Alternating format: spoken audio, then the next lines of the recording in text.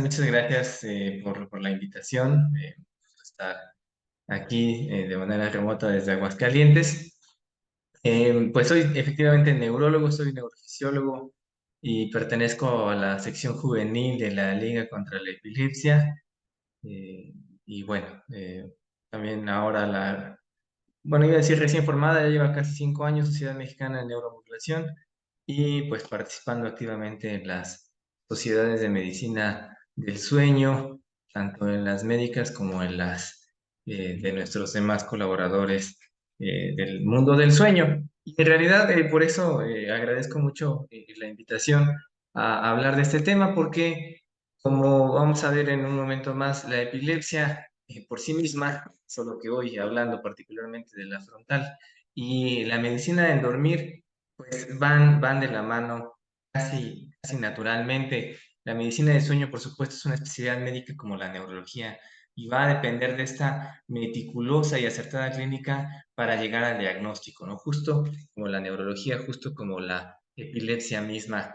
Y se debe investigar no solo las noches, sino también los días y las historias colaterales para entender los síntomas de cada persona. Por eso es que tan naturalmente van epilepsia y sueño, pero en realidad neurología y sueño es un área que deberíamos estar pues todavía más neurólogos participando de ella, ¿no? Y vamos efectivamente hacia los lóbulos frontales. La Liga Internacional contra la Epilepsia en 2002 es que hace este position statement sobre la definición de los síndromes epilépticos y pueden empezar a una edad variable. Y bueno, por supuesto aquí vemos muchos de los síndromes que ya reconocemos del pasado, pero en este esfuerzo pues intentan identificar y llamar a los tipos de epilepsia por la característica principal, ya sea del tipo de crisis o los hallazgos que esperamos encontrar en ellas. Por eso, bueno, pues como el ejemplo clásico, pues la epilepsia de ausencia juvenil, pues desde el nombre nos dice qué es lo que estamos esperando, igual que la epilepsia mioclónica juvenil, ¿no? Misma insistencia de que estamos esperando encontrar aquello que viene descrito en el nombre, pues la epilepsia del lóbulo occipital fotosensible. No sabemos cuáles van a ser las características desde el nombre. Ese fue parte del esfuerzo de esta task force de la ILAE. Y entonces, pues aquí marcada con rojo en la tabla del artículo, pues lo que nos atañe hoy, esta epilepsia hipermotora relacionada al sueño, ¿no?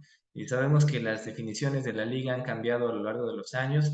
Ya nadie menciona ese de 2010 que a nadie le gustó. 2017, por ejemplo, entra esta temática de cómo llamar a los nombres, entonces por eso queda entre paréntesis hiperkinética, porque ahora se prefiere el término hipermotor, pero es muy difícil cambiar algunas cosas que se han quedado grabadas ahí en la memoria. Entonces, particularmente entonces en este artículo del 2022 entra en esta categoría la epilepsia hipermotora relacionada al sueño, que puede estar relacionada a un deterioro por sí mismo, por la epilepsia misma, o puede presentarse simplemente como una epilepsia focal, ¿no? Por eso están estos dos tonos, abarcando estos dos aspectos, porque podría o no estar relacionado a un deterioro cognitivo asociado a la epilepsia misma.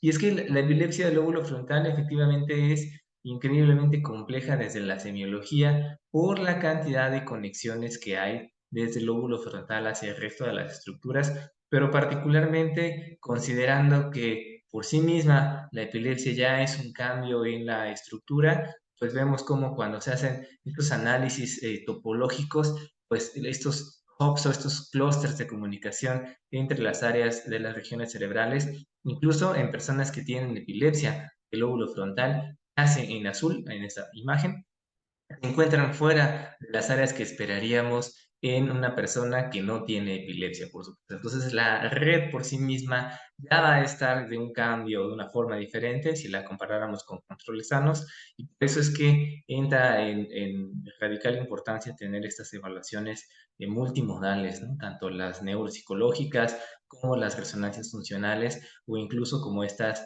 de análisis de covarianza de el volumen cortical y sus relaciones entre ellas con esta fracción de anisotropía y estas otras cosas que por eso es tan importante tener un físico radiólogo y neuroradiólogo en el equipo, ¿no? Porque esos análisis ya nos están demostrando que no va a ser lo mismo buscar ya estas áreas de conectividad en quien tiene una conectividad por sí misma diferente en la epilepsia del lóbulo frontal.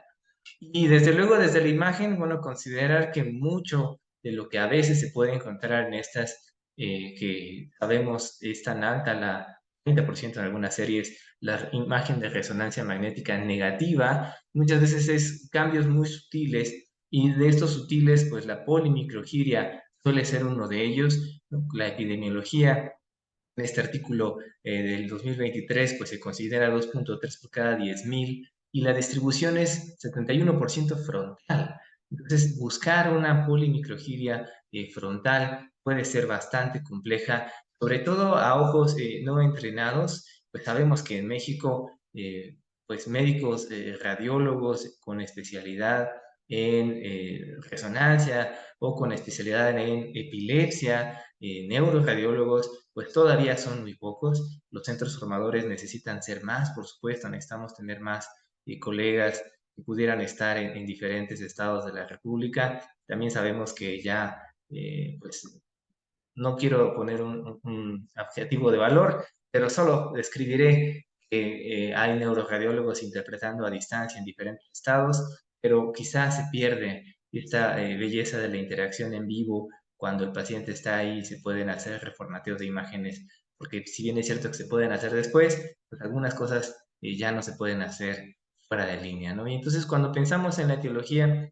pues se nos complica un poco más, pues porque por supuesto sabemos que hay causas genéticas, sabemos que infecciones durante el periodo gestacional, sabemos que hay estas variantes genéticas que no tienen una significancia cierta, que las malformaciones vasculares son muy prevalentes de realidad también y que por muchos años se pensó que solo eran variantes normales y por supuesto siempre está la causa desconocida de la etiología misma. ¿Y por qué lo mencionamos? Porque, bueno, a veces, pues sí, puede ser como muy evidente cuando hay una polimicrogiria y que afecta a muchas áreas, pero en otras ocasiones puede ser tan sutil que en realidad, pues solo ojos muy entrenados y reformateos muy específicos nos podrían dar la imagenología de dónde es que se encuentra esta polimicrogiria. Y decíamos, por eso no nos sorprende que pueda llegar a ser tan alta la prevalencia de resonancias magnéticas negativas, ¿no? Una persona que tiene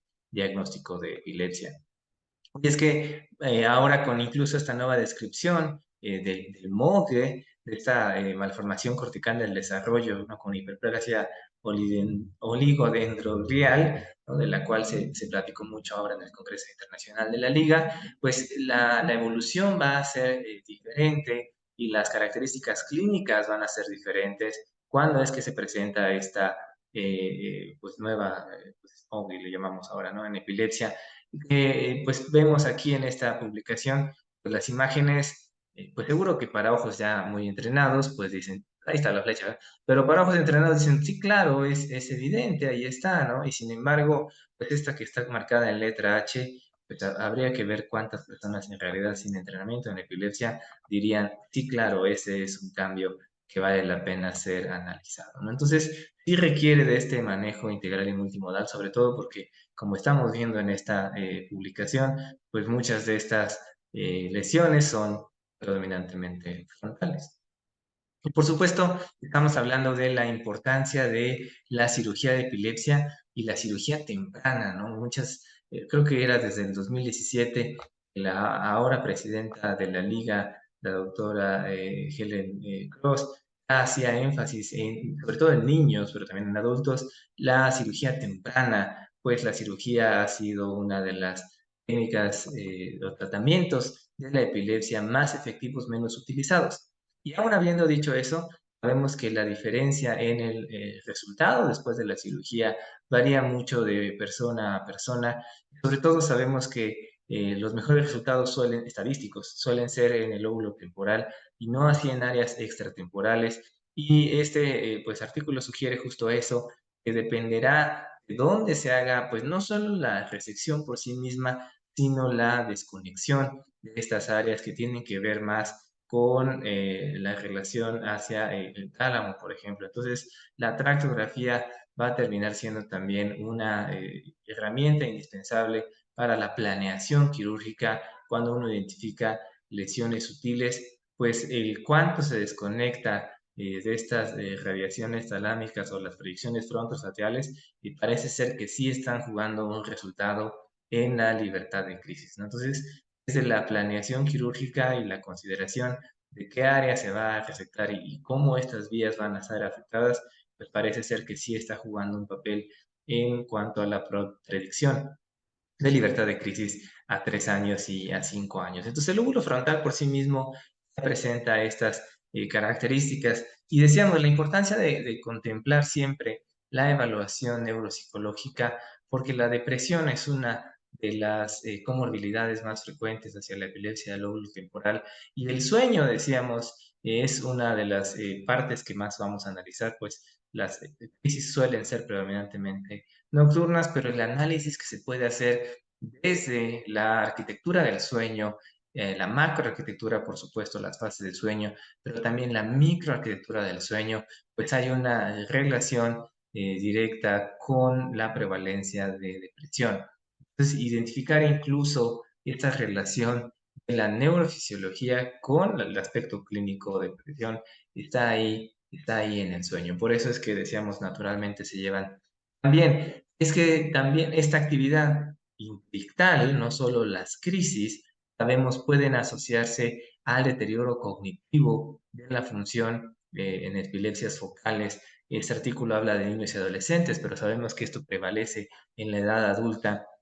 Vean cómo el grupo de las epilepsias del lóbulo frontal suelen ser quienes mayor déficit tienen cuando se someten a pruebas ya estandarizadas neuropsicológicas. Entonces, ahí de nuevo radica la importancia de sí tener una evaluación formal de las funciones cognitivas.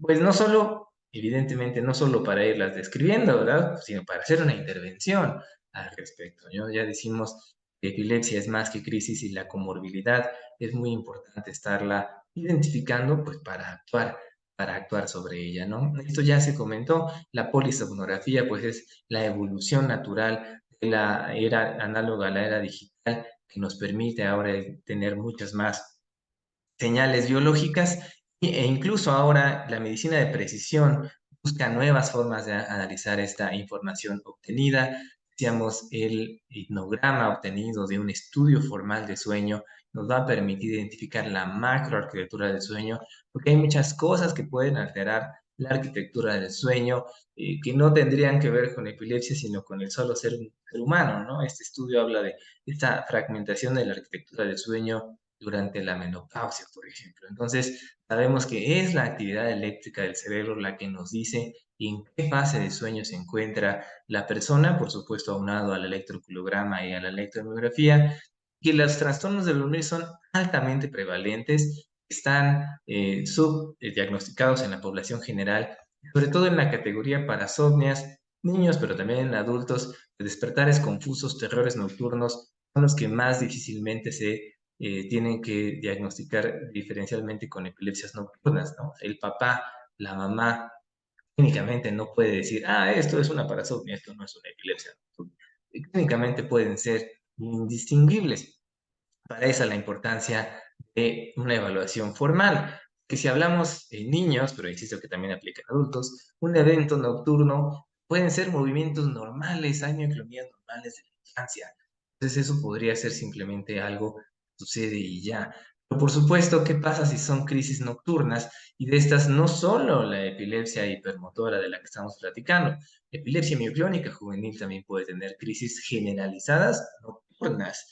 Las encefalopatías epilépticas, decíamos, estas epilepsias benignas, pero de inicio tardío, por ejemplo, con puntos occipitales, y lo que antes se llamaban los famosos BECTs, ahora ya se llaman epilepsias de la infancia con puntas centrotemporales, también pueden dar estas crisis nocturnas. No solamente la epilepsia hipermotora frontal es una epilepsia nocturna, hay muchas otras epilepsias que pueden dar crisis nocturnas, y la importancia de tener el diagnóstico diferencial, por supuesto, identificando si es focal, si es generalizada, o si va a tener mejor progresión, mayor progresión, o si es candidata o no a cirugía. Así que la importancia es mucha, no solo decir sí, sí es epilepsia, no, qué tipo de epilepsia, qué tipo de crisis nocturna. Pero si hablamos de nuevo de eventos nocturnos, pues hay trastornos del movimiento que no son epilepsia, que también son eventos nocturnos y que tienen que ver con movimiento, ¿no? Desde calambres, pero también los movimientos periódicos de extremidades y este movimiento rítmico relacionado al sueño, ¿no? Que no sería epilepsia, pero que sí son movimientos anormales nocturnos y una categoría aparte, pero igualmente importante, decíamos las parasomnias. Y estas todavía hay que distinguir aquellas que son del sueño REM, como las pesadillas, como las que son del sueño no REM, como los terrores nocturnos y otras, por ejemplo, ¿no? Las alucinaciones relacionadas al sueño, por ejemplo. Es obviamente importante distinguirlas de epilepsias. ¿Cómo se van a distinguir? Pues clínicamente, definitivamente no.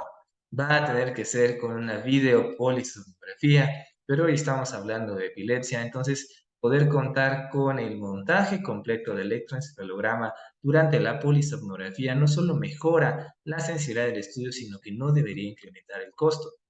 Y nos permite tener entonces un montaje completo de los 27 canales junto con la polisomnografía y la conducta medida en el sueño. Los equipos actuales ya permiten hacer el montaje completo 10-20 con la parte de sueño. No pierdan de vista que allá afuera, esto es 2020, se está utilizando ya alta densidad para evaluar el sueño en Parkinson. Entonces, la neurología está tomando de vuelta el sueño y esto que hoy les estoy platicando, los 27 canales de electroencefalograma, ya le están llamando electro de baja densidad, ¿no? En sueño, los 27 canales ya lo llaman baja densidad, que sugieren estar haciendo hasta 256 canales. Muy importante, se actualizó en 2017 la forma en que colocamos los electrodos, perdón, la nomenclatura que le damos a los electrodos del Sistema Internacional 1020, 7T8, P7 y P8 son los nuevos nombres a los que debemos referirnos y también incorporar la estría temporal inferior. Es muy importante, sobre todo para la hora de localizar los focos epileptogénicos. Necesitamos tener esa estría temporal inferior. ¿Por qué el cambio de nombre? Porque ya se está favoreciendo utilizar el sistema 10-10, como les mencionaba. Tiene mucho más sentido tener toda una estría parietal, por eso es que le cambian a P7 y P8. Y tiene más sentido seguir la numeración 1, 3, 5, 7, 9, por eso es que ahora se llaman 7 y T8. F9 y F10 sirven como esta estría temporal inferior, pues en el mundo del sueño, el lugar que ocupan los electrodos de electroculografía. Entonces, nuestro mastoides, si lo ponemos en P9 y P10, estamos y tenemos A1 y A2 ahora en T9 y T10, pues así de sencillo tenemos ya la estría temporal inferior recomendada por la International Federation of Clinical Neurophysiology desde el 2017. Y no perder de vista, el análisis del sueño lo hacemos sobre 30 segundos, claro, pero el análisis de electroencefalograma lo hacemos sobre 10 segundos por página y esto los equipos nos permiten hacerlo sin ningún problema. Y pensando en hacer la nueva nomenclatura, no es más complicado que cambiarle la etiqueta. Entonces hay que utilizar ya la nueva nomenclatura. Esto no es ninguna imposición del extranjero. Aquí está el doctor Daniel San Juan Horta en esta publicación del 2019, mexicano él, y para quien no tenga el gusto de conocerlo, neurólogo, neurofisiólogo, epileptólogo que está en el Instituto Nacional de Neurología y Neurocirugía, aplicando en este Journal de Alto Impacto los montajes pediátricos y recordándonos aquí muy sutilmente, ya tenemos que dejar de llamarlo T4 y tenemos que llamarlo T8 y que tenemos que dejar de llamarlo T3 y tenemos que empezar a llamarlo T7, ¿no? Entonces esto es 2019, hoy ya es 2023, entonces ya hay que hacer esa adopción de la nueva nomenclatura, sobre todo porque en 2021 vamos a estar utilizando más el electroencefalograma en neonatos. Es el videoelectroencefalograma poligráfico el que se necesita para el diagnóstico. No es ya un deseo, es una recomendación formal de la Liga Internacional contra la Epilepsia. Cuando vemos los montajes neonatales, esa publicación del doctor San Juan, incluye banda torácica, incluye banda abdominal, EKG, mentón, nada más le falta el termistor para hacer una polisomnografía en neonatos. Porque si vemos esto es 2019, si vemos las recomendaciones de sueño 2020 en neonatos, idéntica. Entonces, de repente allá afuera parece que los epileptólogos hablan un idioma y los sueñólogos hablan otro, y cuando los vemos juntos, estamos hablando exactamente de lo mismo. mismos canales, mismos montajes, mismos casos, nos falta el termistor. Póngale un termistor, póngale las bandas y tenemos ya una polisomnografía. Si ponemos los 27 canales, los niños se dejan muy bien. Puedes poner los 27 canales del electroencefalograma junto con la polisomnografía. Y en un país de recursos limitados, eso te hace tener 9 horas de registro o hasta 12 horas de registro sin un incremento significativo del costo y mejorando la sensibilidad.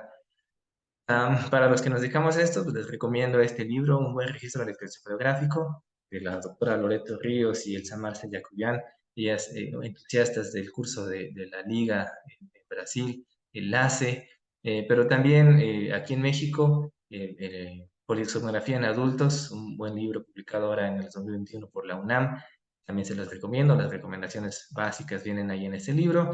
Pues la diferencia es, por supuesto, que hay que hacerlo en un cuarto de sueño, por eso estamos aquí hoy reunidos. Cada vez hay más en el país. Pues, mucho del problema siempre había sido que tú estabas centralizado en Ciudad de México, entonces por eso siempre se aplaude el esfuerzo por hacer estas clínicas de sueño en otros estados de la República.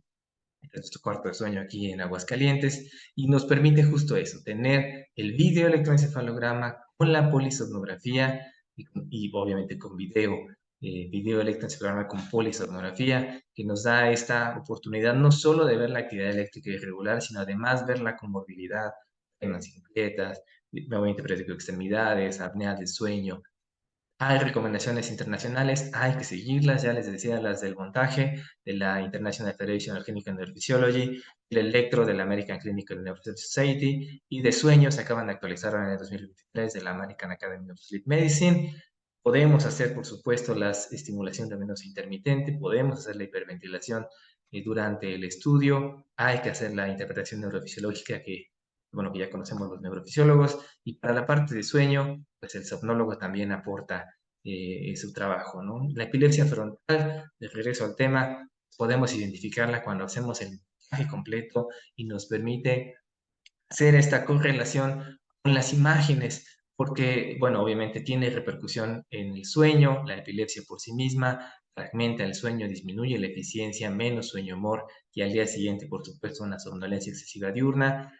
Puede a veces ser una sola noche, pero a veces son muchas, muy sutiles y pasar desapercibidas.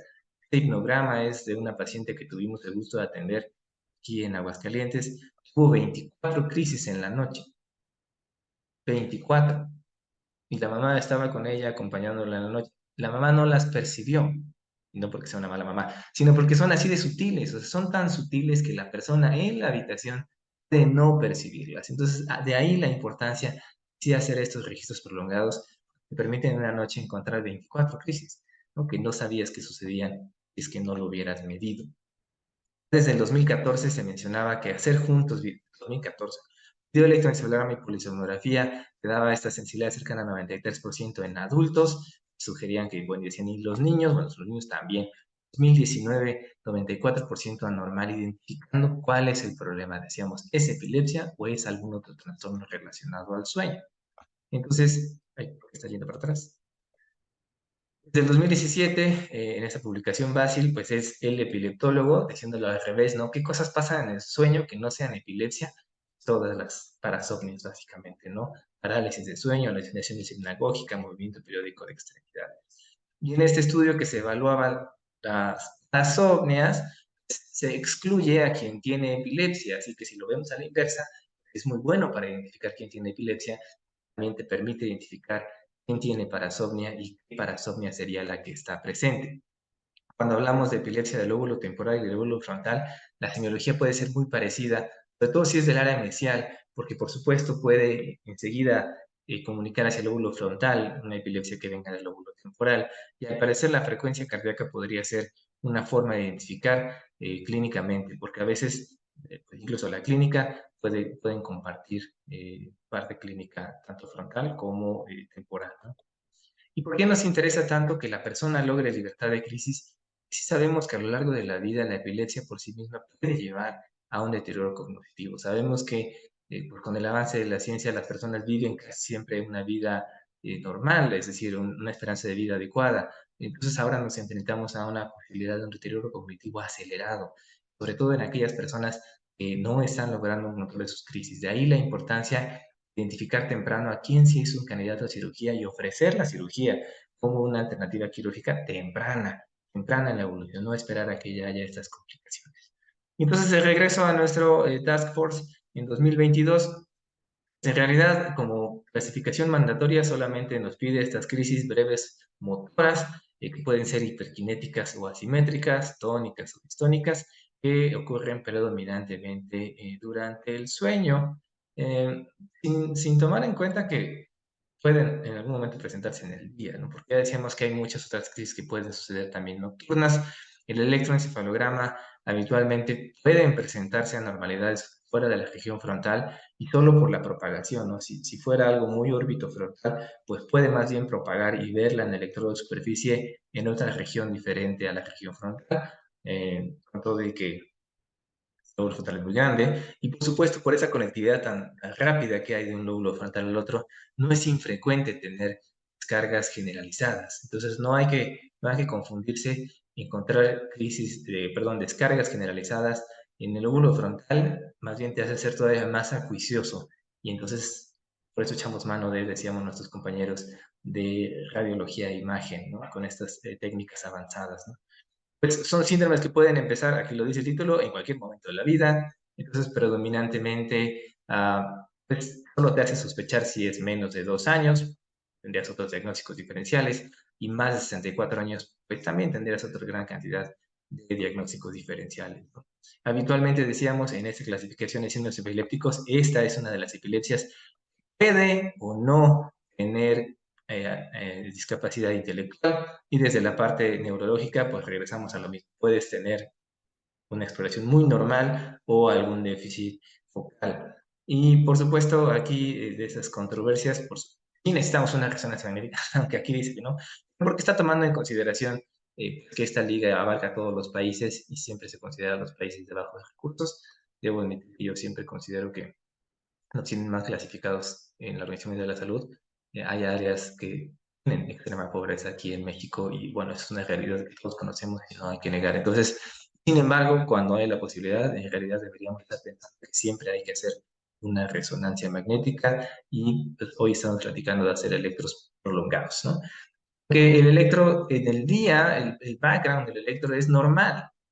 Durante el día, despierto, hasta 90% de los pacientes van a tener un electro no epileptiforme. No tiene caso estar haciendo electros de 30 minutos, volviéndolos a repetir, hacer uno de 1 hora, hacer dos de 1 hora. Haz un electro prolongado en la noche, que es donde suceden las crisis, y la posibilidad tan alta de que vas a tener de encontrar esta actividad. Por supuesto, ya decíamos, contáramos con todos los recursos, nos gustaría hacer monitoreos, 24, 48, 72 horas. Pues tenemos recursos limitados, 9 horas, 12 horas con la actividad de sueño, te va a permitir sensibilidades tan altas como de 94%. Por eso sueño y epilepsia van tan de la mano. Y entonces en este artículo que estábamos platicando de la Task Force, pues nos hablan justo de eso, ¿no? Como una actividad focal hace ir a ver mejor tu resonancia magnética e identificar una heterotopía en banda, ¿no? Muy sutil ahí. Insisto, para quien ya está versado, dice, ay, sí, claro, ya me está la flecha. Pero es obviamente muy fácilmente pasa desapercibido en ojos que no están entrenados en epilepsia, ¿no? Entonces, la importancia de sí tener un buen electroencefalograma nocturno, largo, que te ayude a saber a dónde vas a dirigir la mirada en tu resonancia magnética.